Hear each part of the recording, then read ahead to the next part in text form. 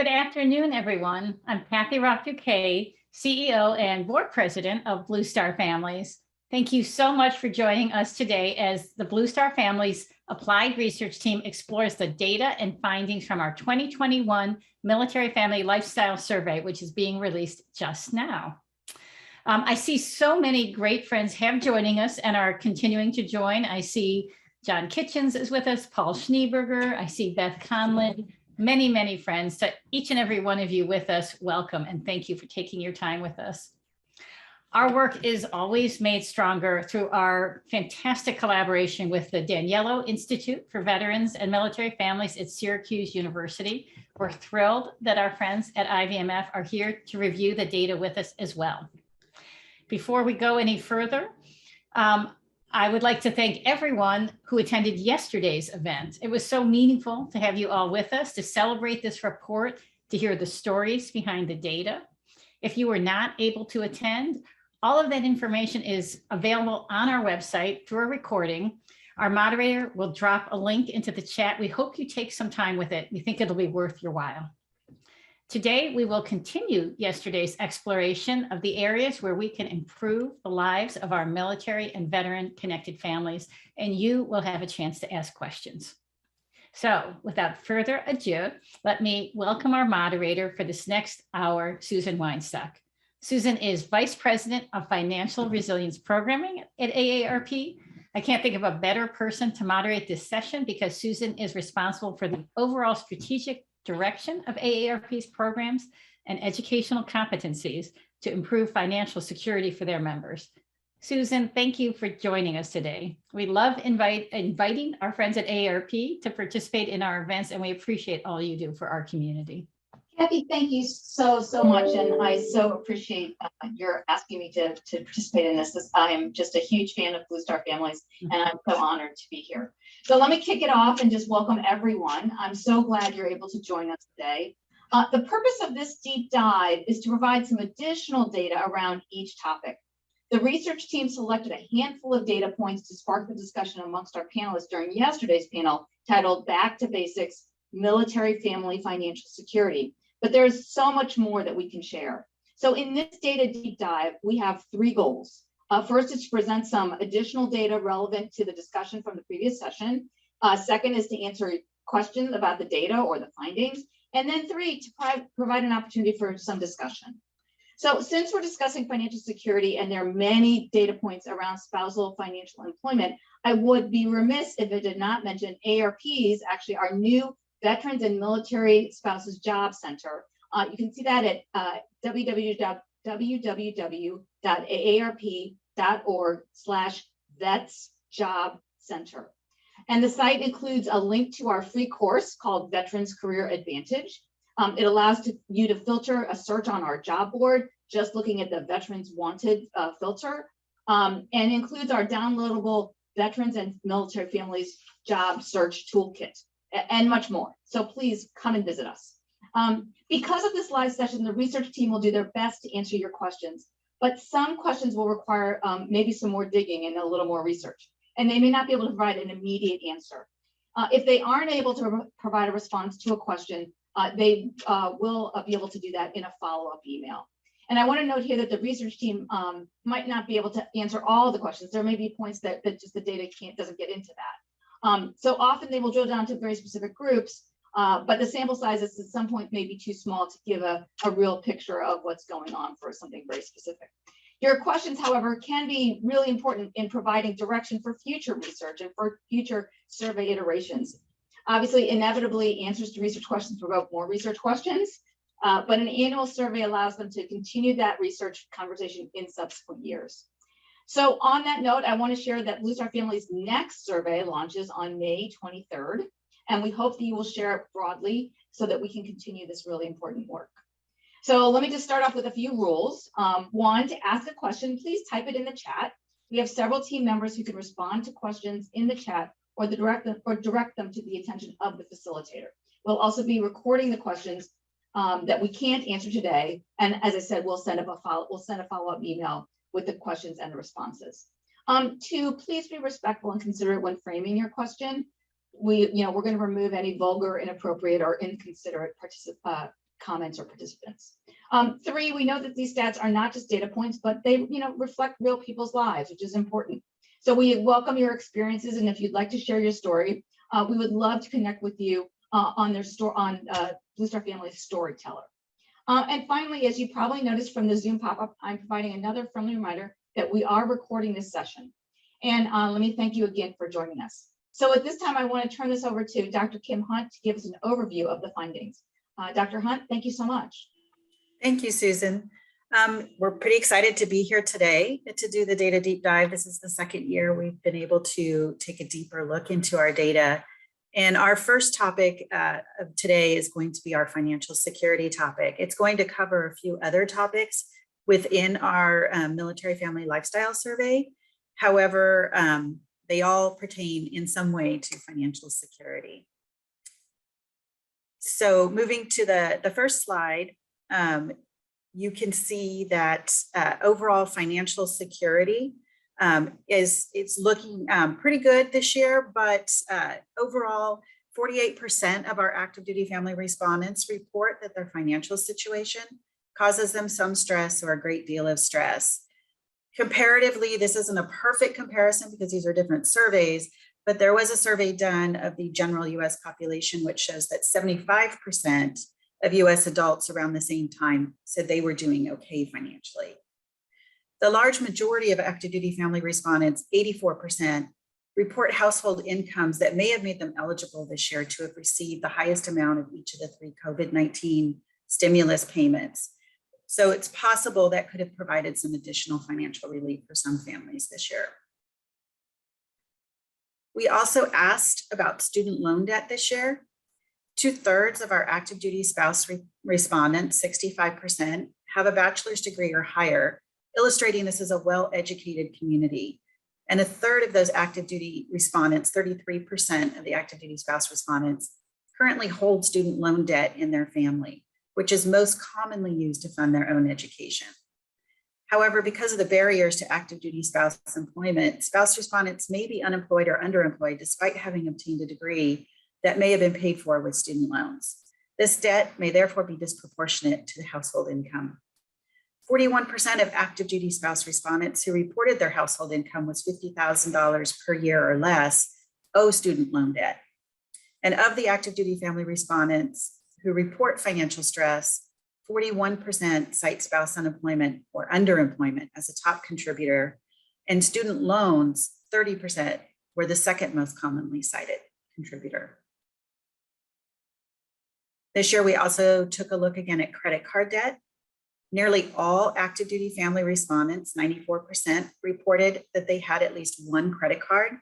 That's higher than the overall US consumer average of 79%. And half of those families that have at least one credit card report that they carry over the balance owed on their cards from month to month. Among those respondents who carry over a balance, as you can see from our graphic, the debts range from less than $1,000, 12%, reporting $1,000, to over $20,000 in credit card debt, 16%. 18% of active duty family respondents with a household income of less than $50,000 per year owe more than $10,000 in credit card debt. Possibly it's disproportionately impacting our junior ranking families. And so that's something to keep in mind, both the credit card and the student loan debt for those families whose household income is below $50,000 do have those added burdens to bear. So our military lifestyle requires frequently relocations, and our out-of-pocket relocation costs add to some of these financial stressors for families. Relocation/PCS issues is a top 5 issue for our active duty family respondents this year. Of those who noted it was a top issue, there was a group of 3 answer options that topped the list far above the others. Damaged or missing goods, 43%. Finding housing that meets my family's needs, including costs, 42%. And out-of-pocket relocation costs, 41%. And unlike their civilian counterparts who move less frequently in the year than in the past year than in previous years, nearly half of active duty family respondents had completed a PCS within the past year or were currently PCSing at the time of the survey fielding. This is more than typically moves during a typical PCS season. The reason being we had a lot of stops on our PCS moves this past year, and then the regular PCS moves. So that was nearly half of our active duty family respondents reporting that they experienced a PCS or were currently. 2/3 of our active duty family respondents report having unreimbursed out-of-pocket expenses related to their last PCS move. Among those with unreimbursed moving costs, more than half, 55%, report that those costs were over $1,000. Out-of-pocket relocation costs are a source of financial stress, according to 29% of our active duty family respondents who are experiencing financial stress. 34% of our active duty respondents living outside of the US report their family's financial situation causes them some stress or a great deal of stress in comparison to 49% of their stateside peers. However, for those who are financially stressed, those active duty family respondents living outside of the US, out-of-pocket relocation costs 61%. It rose to the top contributor to their financial stress compared to their peers who are stateside. And that was well above spouse unemployment and underemployment, which was 43%, and student loans 25%. So it was quite an interesting number that we saw this year. Our housing costs, everybody is well aware of the housing situation this past year and how crazy it's been and how crazy it continues to be, and the cost of housing for everyone. And despite the fact that the intent of the basic allowance for housing to provide for 95% of monthly housing costs for comparable civilian housing, for those who report out-of-pocket costs, more than 3/4 of active duty family respondents say that their out-of-pocket housing costs exceed $200 per month. And as the graphic points out, while the proportion of families spending more than $200 above BAH per month in housing is similar for those who PCSed recently and those who did not, the level of satisfaction with the housing for those who relocated recently drops, indicating families may have limited housing choices and are possibly accepting lower quality housing or housing that they normally would not be accepting during normal housing cost times. While the local housing market is unaffordable and the cost of housing rental is too high, remain the top two concerns regardless of the timing of most PCS. For active duty family respondents who had recently completed a PCS or were currently in the process during our fielding, the wait list for installation housing is too long and poor quality schools are top concerns. 25% of our active duty family respondents who noted that they were concerned with poor quality schools also disagreed they were satisfied with the overall quality of their housing, again indicating that people are making tough choices based on the current housing situation. Spouse employment, as usual, is also one of our financial topics. And what we looked at this year was military spouse employment. Again, is the top 5 military issue for nearly half of all active duty spouse respondents and 1/4 for active duty service member respondents. The percentage of active duty spouse respondents who are unemployed, 20%, remains consistent with last year's finding. Though the number of spouses participating in the labor force dropped slightly to 58%. The percentage of active duty spouses who are participating in the labor force is also lower than the overall US labor force participation rate. That is 72% for females aged 18 to 45 in the same time period as the fielding, trying to get a sort of comparison group in there to talk about. The proportion of part or full-time employed active duty spouse respondents who report some degree of underemployment is consistent with our 2022 MFLS survey, with 2/3 reporting at least one circumstance of underemployment. We also talked about relocation in terms of out-of-pocket costs, but relocation also is a barrier to spouse employment. In addition to balancing service members' unpredictable daily work schedule and unaffordable or inaccessible childcare, a third aspect of the military lifestyle, frequent relocation, continues to impact spouse employment. Nearly half of active duty spouses who identify military spouse employment as one of their top issues indicated that remote work opportunities would best address their concerns. However, as employers also try to contend with the changing landscape of work, the benefits of greater opportunities for remote work prompted by COVID-19 have not seemed to materialize for military spouses, even though they do report that as one of the possible fixes for that. And 33% of spouses who reported one of the reasons that they are likely to look for a new job is due to relocation/PCS. And finally, childcare barriers to employment. As children begin to return to in-person education, fewer spouses than last year reported that are virtual education as a reason for not working. However, several aspects related to military lifestyle, including service members' unpredictable daily work schedule and expensive childcare, remain top barriers to employment. Third of our active duty spouse respondents who are not employed but need or want to work say that childcare is too expensive. 1 in 5, 20%, cite the availability of childcare as a limit to taking employment, and 1 in 10 report that the hours of available childcare are not flexible enough to meet their employment needs. Childcare costs and availability and service member day-to-day job demands are a primary barrier to employment for active duty spouses who are not working but want or need to work and have an infant, preschooler, or grade school age child in the home. However, the barriers may shift for those who have older children.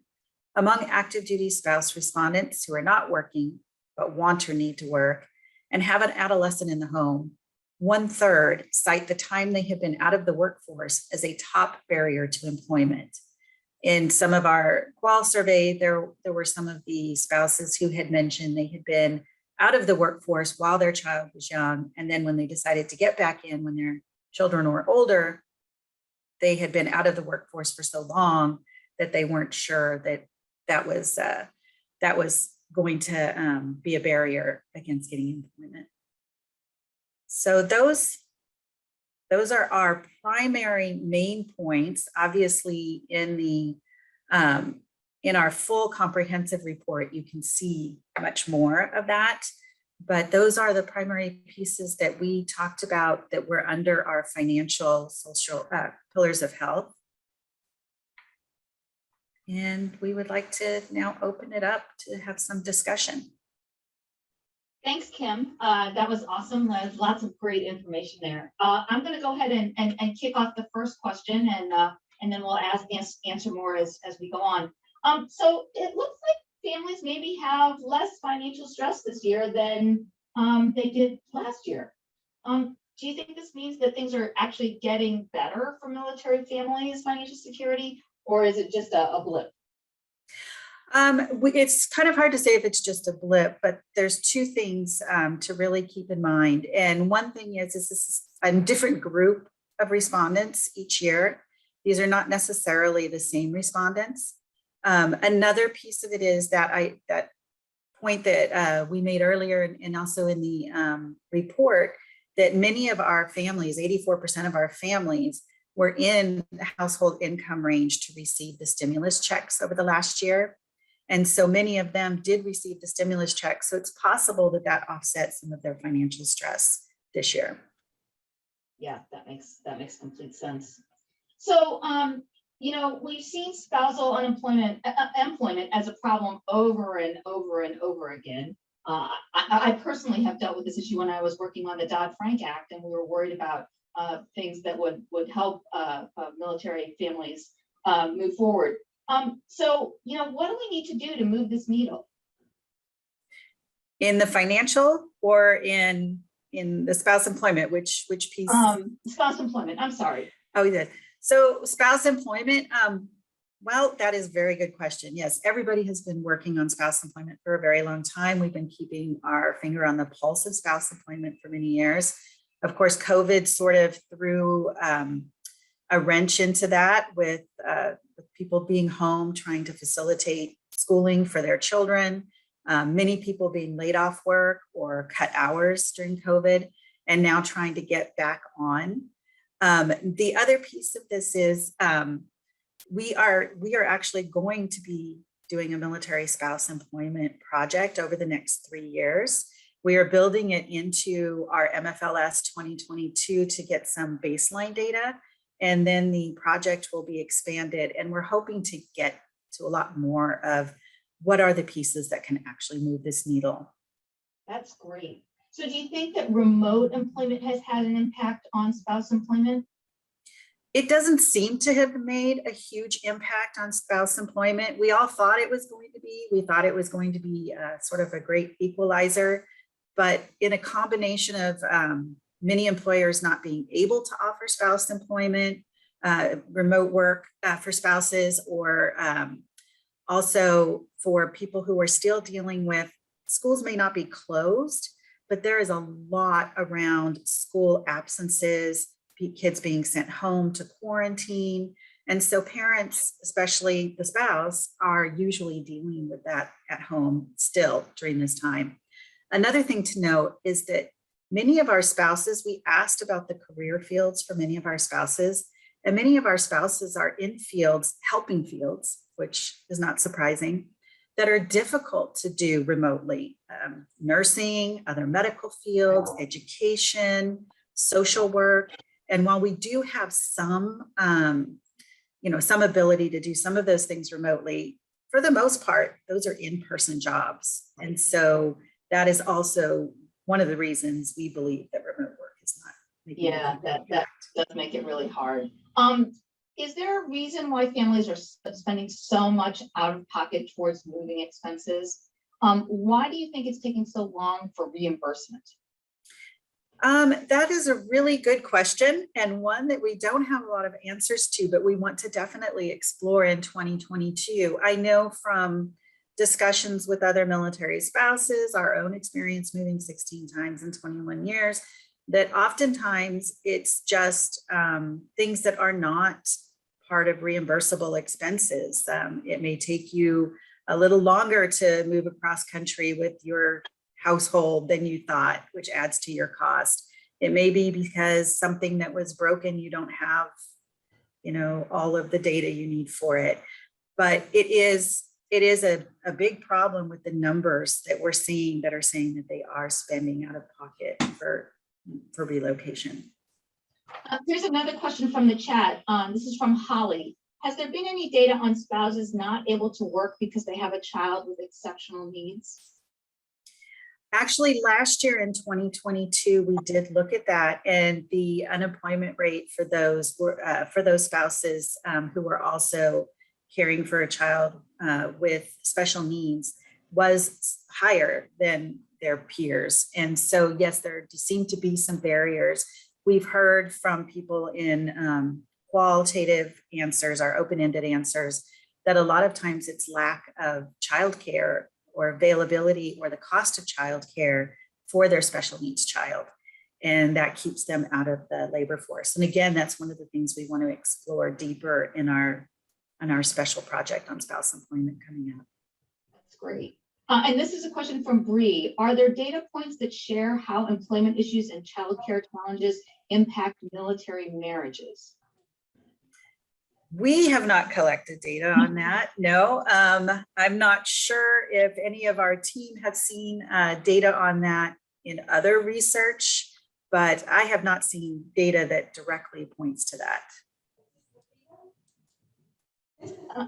Okay. Let's see. Jess, do you want to take that one further? Sorry, thanks. I can't help myself. I have to jump in. While we don't have questions about military, the impact on military marriage in 2021, it is certainly something that we are considering. We know that employment and childcare challenges impact the entire family. That's one of the reasons that we wanted to look at the spouse health and well-being, because we know that the military lifestyle impacts the entire family and not just one piece of it. So we don't have that in this year's data or in recent years data, but it's certainly something we can look at exploring in the future. And that's one of the reasons that I like doing these data deep dives, is we get the things that you guys are interested in hearing so that we can consider those for future iterations of the survey. Great. And then here's a question from Hisako, a former BSF researcher. When spouses indicate remote work would best address their concerns, does this mean working from home, or does this mean portable work, or both? It really means that one was actually remote work. We also asked about flexible work schedules. And so I'm assuming, Hisako, you mean sort of a hybrid type of environment. And so both of those things were pointed out. It was just that specifically remote work was the top thing that military spouses pointed to that would help them. But obviously remote work, flexibility of hours, hybrid, flexibility of being able to accommodate the day-to-day op-tempo work schedule of the service member would be very helpful. But the remote work itself was the particular top. And this is a question from Mary. Did any data on childcare come up about the quality of childcare facilities on or off an installation? We did not ask that this year. Last year, we asked a little bit more in 2020 about that. And there were some. Overall, the most impact was the cost and even just the availability. However, yes, we did have a lot of spouses mention that the quality of daycare or the quality of childcare was something that needed improvement. We also heard from spouses who maybe wanted a culturally sensitive childcare option, which was maybe not available. Maybe their child speaks another language, maybe their child comes from a different culture, and we heard that that was also a barrier to finding the type of childcare that would work for their family. Yeah. Here's another one. Has the barrier of securing safe, both emotionally and physically, childcare on or off base been looked at? Yeah, and we did ask that last year in 2020, but we did not get into a deep dive onto it. We did ask people to share some of their experiences, and they did share their experiences. And for those who have faced that issue, it's very traumatic and it's very difficult. Fortunately, that did not seem to be the majority, at least from our respondents last year, but it is certainly a concern and certainly something that we always want our families to feel that they have a safe place for their child to be while they're at work. Yeah, I can't even imagine how you could get through a day if you have to worry about that all day long. Did any data reveal wait times for childcare facilities? Yeah, last year, actually, this year it came up again, but last year we specifically asked about how long the waits were. A lot of times waits depended on where people were located. If they were located, say, in a very large military community like San Diego, it was very difficult to get in, and especially the on-base childcare, because people have to move off for other people to move in. And so oftentimes those lists just continue to stay booked. And that makes it a little bit more difficult, especially when you're PCSing into a new area and you start off at the bottom of the list. So yeah, that was very much a look at how that wait list seemed to affect many of our families. And many of them just gave up and went on and looked in other areas for childcare. Yeah. And this is a question from JR. Was there any data related to caring for parents or grandparents? This is an issue that's very near and dear to ARP's heart. We do a lot of work on caregiving. So I'd love to know about that. Yeah, we do have quite a few of our families are caregivers. And last year we took a deeper dive into our caregiving families. There was a report that came out last year that we worked on with our friends at the Rosalind Carter Institute. And we took a deep dive into the caregiving families and who they were caregiving for and how many of them were experiencing, especially during COVID, some of the issues that were related to COVID, maybe being far away from their caregiver. But it's a really good deep dive into the caregiving families. Jess, did you want to add anything about that particular report? Yeah, thank you for throwing it to me. I worked on that one with our partners at RCI, and it's drawn from our 2020 MFLS data, where we really got into a deep dive of looking just at the caregiver population, not only defining what is a caregiver and who is caregiving in the military family, but who are they caregiving for, and what are the impacts and implications of caregiving while being in a military family. So I encourage you to look that up. We'll see if we can drop the link to that report in the chat, but I appreciate the question. And here's one from Angela. What about elementary age kids? After school care is so full, I can't continue with my next job contract. We actually looked at that a little bit this year. This was the first time we sort of got into the ages of the children, and we did.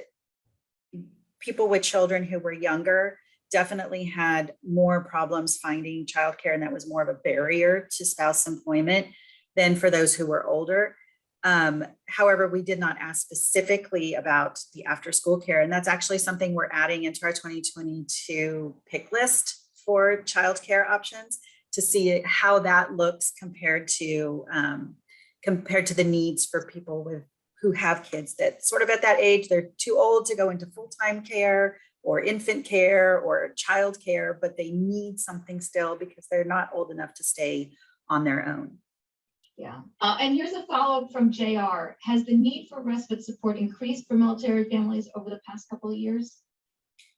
From our respondents, we are hearing a lot, especially when we did the pain point polls during COVID.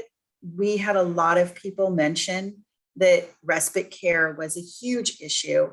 Many families who have children with autism reported that during the time of the lockdowns, they especially had trouble getting to grocery stores because they couldn't get their child to understand they needed to wear a mask. Or, they needed to take their child to the grocery store, and the lines and the limits and the commissaries at that time were not offering pickups or anything. And so, especially during those lockdowns, families with special needs children.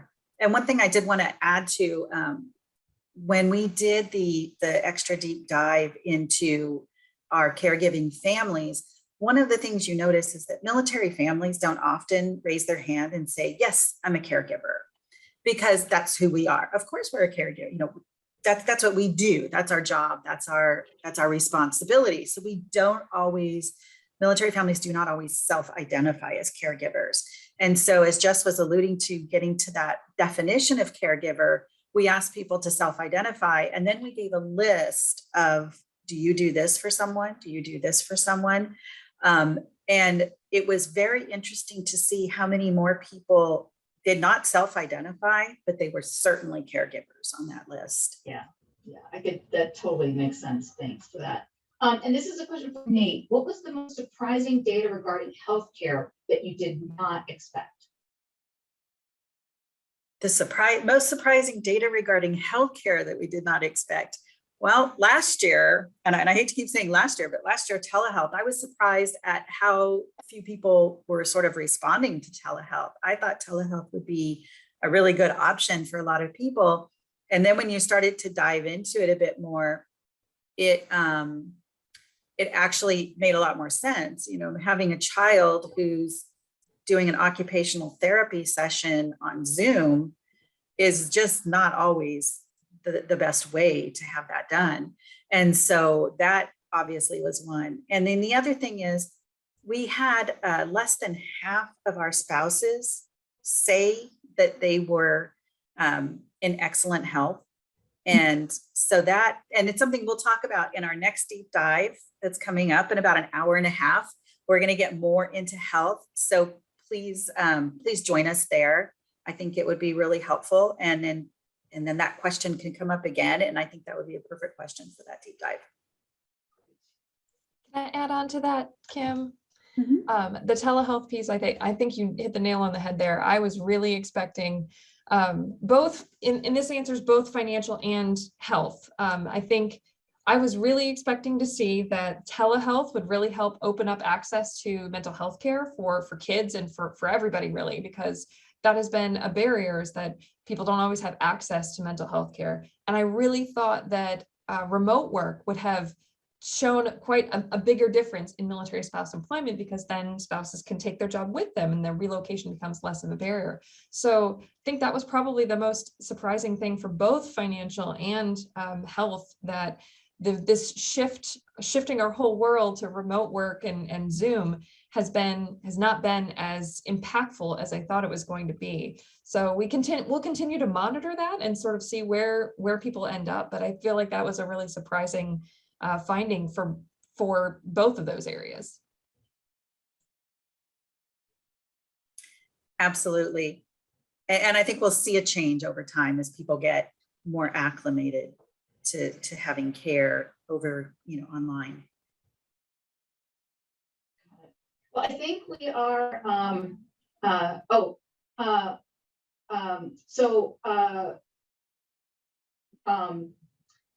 so what questions do you have about the data in the panel or the data presented here? Wait, Jessica, I'm not sure I understand this. Wait times at child development centers. Will this survey further the upcoming 2020 survey to drive info? 1, wait times at child development centers. 2, inflation.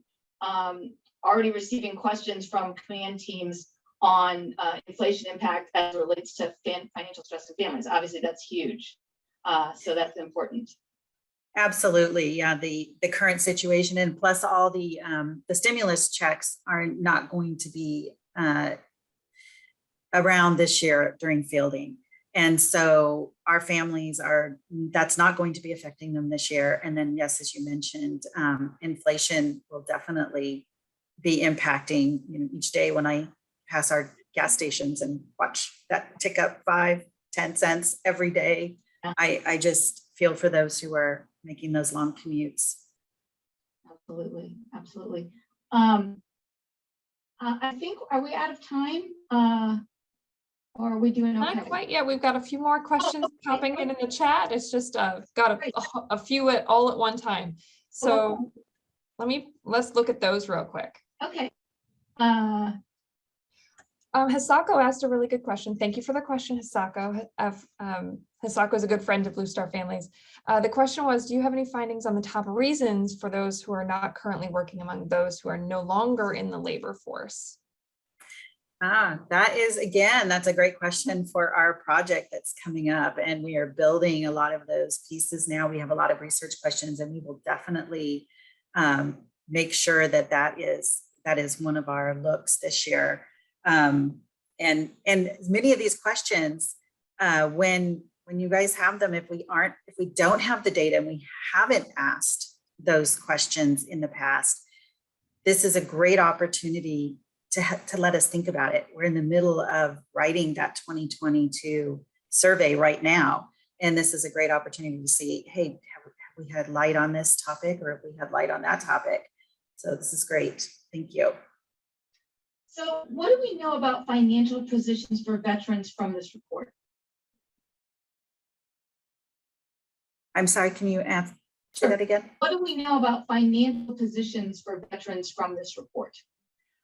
Financial decisions from veterans. I don't think we know too much about the financial decisions from veterans, but I think our friends at IVMF have some answers for that. Jess, did you get that? Yeah, it's financial positions. We have a whole finding on veterans transition, and particularly financial positions, how veterans, what their financial position is after transition, particularly looking at veterans who had a service-connected disability and the proportion or the percentage of service-connected disability. So our friends at IVMF have helped us with that particular finding, and we'll put the link to that one in the chat if we have not already. I think our team is already on it and has put it in the chat already.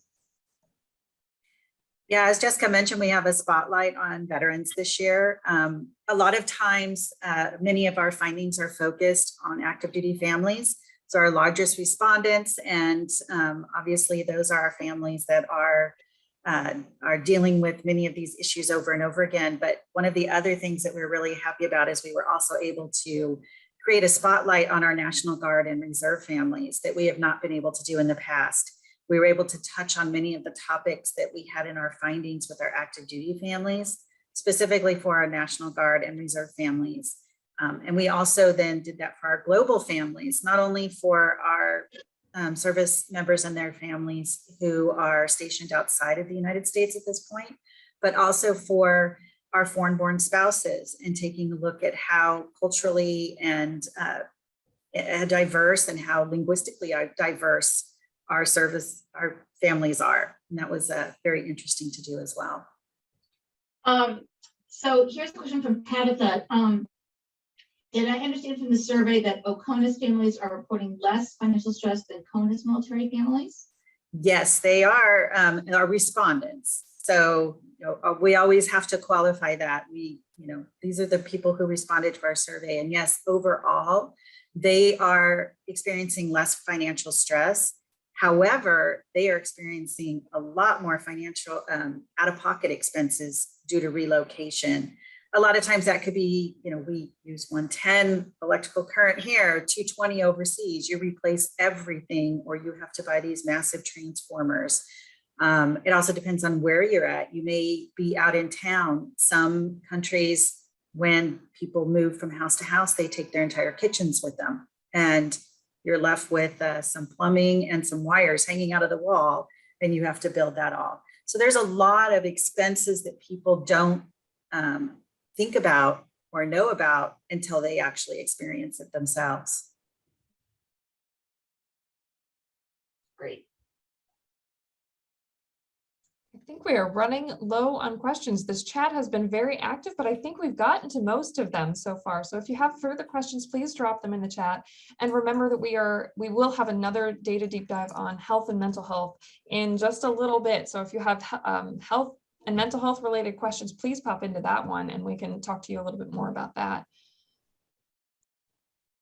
And always feel free to email us with questions too. A lot of times when people are on any of these events, they do think about it. So that's also something that we welcome as well, because it's always good to hear, from other people and what they're experiencing. And of course, take our 2022 survey. I did see a quick question. I hope you guys don't mind me popping in again.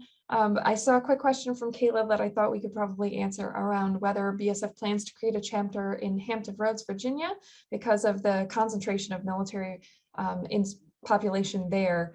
I know she mentioned it's very diverse military community and is typically chosen for pilot programs. I just was here, and I've heard that before, particularly with the Navy installation there. I know Blue Star Families is always looking to expand and support military families wherever they are in all their communities. We currently have 11 chapters with aims to open up a few more. Hampton Roads is not on the list yet, but we're always looking for good places to plant a chapter and support military families on the ground. So thank you for that question, that suggestion, Kayla.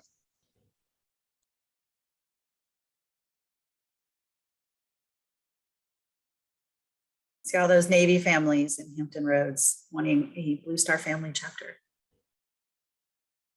One more. So while I'm getting caught up, Susan, I'm sorry I'm stepping in here, but I'm trying to get caught up on all the chat at the same time and it's flying. Rob McCartney, who is our moderator in our next chat, has a question for us about, with all the talk about forgiving student loan debt, what is being addressed for military spouses? On the topic of student loans in particular, that's a good question. We do have recommendations in our reports, but one of the things that is being done by the current administration is a look again at the forgiveness of loans. One of the issues from spouses is the frequent relocations, and you never get that opportunity to maintain that employment for the length of time. And so you do jump between one or the other. And that is very difficult at this point in time, but it is something that we would love to work on a little bit more and love to see some movement on.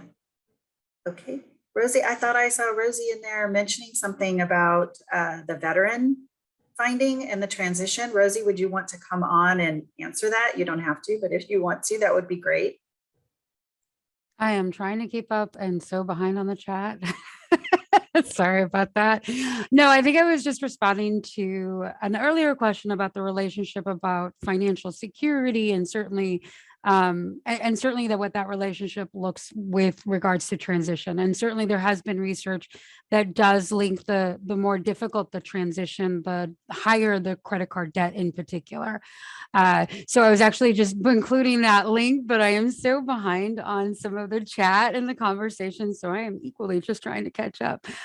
Jess is brilliant at it. I just have to get better at it. So exactly. Okay. But definitely if I missed another question in particular about post 9/11 or veterans, let me know and happy to talk about it or have my colleagues who are also on this call talk about that as well.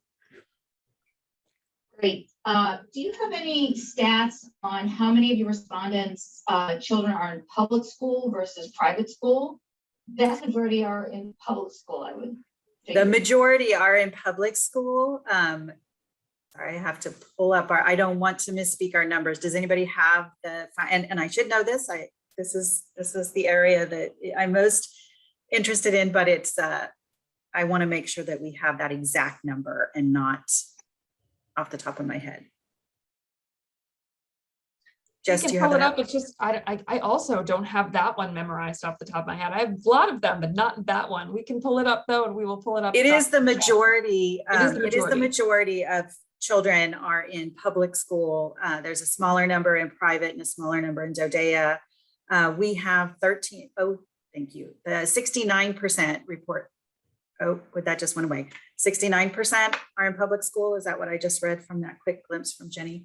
Jenny corrected in the chat. Thank you, Jenny. Perfect. And then 13% are homeschooling. It was actually very slightly above last year's homeschooling number. But what was interesting is we really sort of thought that homeschooling might jump a lot more because in our qualitative data from schooling, we heard a lot of people saying that because of the back and forth of schools, they just decided to homeschool instead of facilitate the public school curriculum or whatever the curriculum was. So that was interesting to see as well. And that many of them who bounced over to homeschooling decided to continue homeschooling until their kids were done with school. Yeah. And here's another question from Hisako. Do you have additional insight into the reasons post 9/11 veteran respondents changed their jobs 5+ times since transitioning? Rosie, I'll let you take that question. Or Jeanette or Rachel. I actually think Jeanette just answered it. Nice. On top of it. Yeah, she's on top of it. Yeah, so we didn't explore that particular question this past year. It is something that we're looking into it. I will say historical research that we've conducted have looked at job retention and changes of job. And I will say that sometimes it's a good news, bad news story. Just because you change a job doesn't necessarily mean it's a bad thing. There are various reasons, and it could be frustration with employer and lack of opportunity and a whole host, but it also could mean that we are in a highly competitive market, and sometimes post 9/11 veterans are highly seeked out. So it was an opportunity to get more skills, apply their skills and certainly more promising job offers. I'm happy to drop some of that research in particular, but there are various reasons. I will say the one that we've been focusing on is in particular is making sure that that alignment between that first post-military job, and certainly is really important. Certainly you don't want that lapse or that time to that first job to be so 3 months, 6 months in particular. And it's really about preparing not only the service member, but the family for that transition process, because those expectations can definitely differ and certainly have differed, especially during COVID as well. Thank you, Rosie. And one of the other things too, I wanted to point out, we did ask everybody about their employment satisfaction, and overall veterans were very high in their employment satisfaction, their current job and their current employer. And so that was also very interesting. So it's also a lot to do with this past year. We see that within the entire population within the US, a lot of people changing jobs, the great attrition. But yeah, overall veterans seem to be very satisfied with the jobs that they had. Great. And Kim, here's another one. This is from D. In the spouse health and well-being report, were the listed child impairments based on fill-in-the-blank response or a list of provided conditions? And if there was a list, how did you arrive at those specific conditions? That has been, okay, so first of all, yes, it was a list. It was a pick list. It's a very exhaustive pick list. There's multiple ways that we have arrived at that pick list. One is based off of other research that's been done. Another is we often bring in our SMEs, our subject matter experts, to help us with these. We seek out other organizations and other individuals who have expertise in areas, and we ask them to have a conversation with us. And through that conversation, we may point out to them, hey, these are the lists that we have for this particular question. What do you think? And then also, are we being culturally sensitive to people as well? Are we asking the questions in the right way and using the right verbiage? The other thing is, we always have an other for things like this, because people don't always see themselves in that pick list, and we want to be able to offer them that option. And we do look at the other. And oftentimes that is where we say, wow, we missed this because we had X number of people say that they had this. We also look at things like IDEA, which shows the different special needs within the educational areas. And so we make sure those are included. One thing that we did not ask this year that we would like to know is we ask people if they have a child or if somebody in their family has one of these special needs, but we would like to know if they are diagnosed special needs. So we would like to take that one just one step further to get a better picture of our respondents. And here's another one from D. Did the survey also explore or factor in spouses with disabilities in addition to the numbers for children with disabilities? I'm sorry, can you say that again? Did the survey look at spouses with disabilities in addition to children with disabilities? We do ask if a family member has any of the conditions. We used to ask 3 different questions based on which part of the survey it was in. But yes, we did used to ask, we have asked on about everybody. We also ask if a family member is a member of an exceptional family member program, if they're enrolled in the EFMP program. And we asked that about all of the family members. So we do ask that. We did not explore that deeply this year, but that question is asked, yes. Great, thank you. I think that is going to be our last question. So thank you so much, Dr. Hunt, for all of this information. Thank you, and thank you to the team. I can see you guys in there just going away at the chat, and for Jessica and Rosie hopping on. That's great. And thank you so much, Susan. We really appreciate you coming and moderating this panel for us, this deep dive. And we appreciate all of you who did come out today to review the data and ask questions. And we are definitely taking note of all of those questions. Susan, you did a great job. And we really appreciate you. We really appreciate AARP for your support. And please don't forget, for everyone out there, we do have another deep dive session that's starting at 3 p.m. Eastern time, and that we have our 2022 MFLS survey rolling out on May 23rd. And we will see some of you later. Thank you so much, Kim. Thank you, Susan. I'm just going to drop in here and say that please, if you have further questions, remember we're recording all the questions in the chat and we'll respond to them as we can. And if not here, then in a follow-up email. So thank you all for bringing your questions to this wonderful discussion. Thank you, Susan. Thank you, Kim. And we'll see you in a little bit. Thank you so much.